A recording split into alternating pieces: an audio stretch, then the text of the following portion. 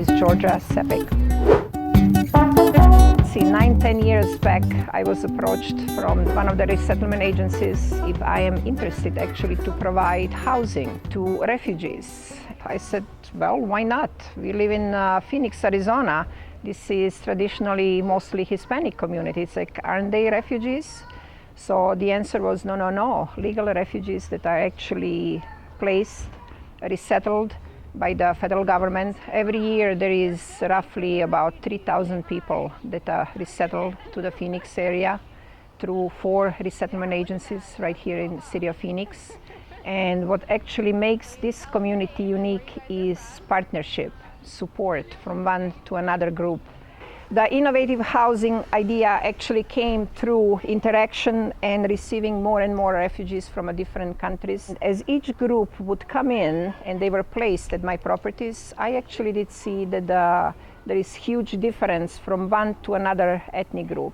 That does also include background, which is educational background, where you would have probably highly educated doctors, nurses, attorneys that come from Colombia, Cuba, maybe Iraq, to people that actually never went to school, people that are illiterate in their own languages.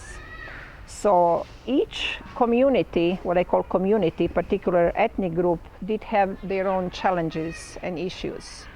And as such, I did try to accommodate and provide as many as possible programs and orientations. It is outreach, it's education.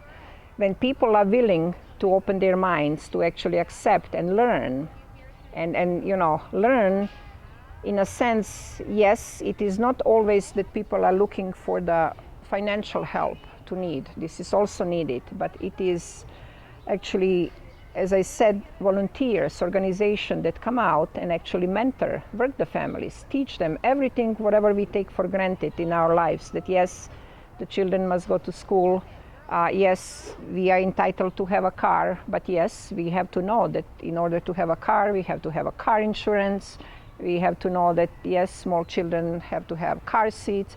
So whatever we take for granted, these are the things that we have to educate and help refugees in order to succeed. My mission actually in Phoenix is to connect communities and first and most of all, open the eyes to the communities that they are willing and able to push their children to go to school, to make sure the children actually graduate, finish high school, perhaps start college.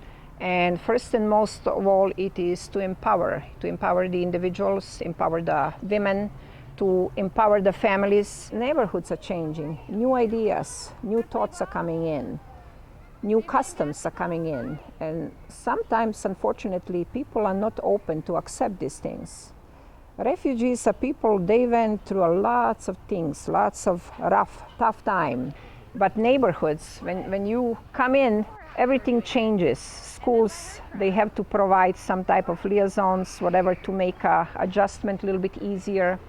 Languages, again, are the biggest barrier. And sometimes because maybe the way how people are dressed, or maybe the food that people eat, maybe different habits that people do have, it is challenging to make it community to work and respect each other. So that's why I think that right management, right ideas, and again, what I call education, this is very important, not just for the arriving refugees, but for the communities as well as a whole. America is built on the base, lots of immigrants settled here, right? Sometimes it is tough, sometimes it takes a little bit longer, but overall, I do believe that America is still the most beautiful, nicest country there is. And I think I love Arizona the most.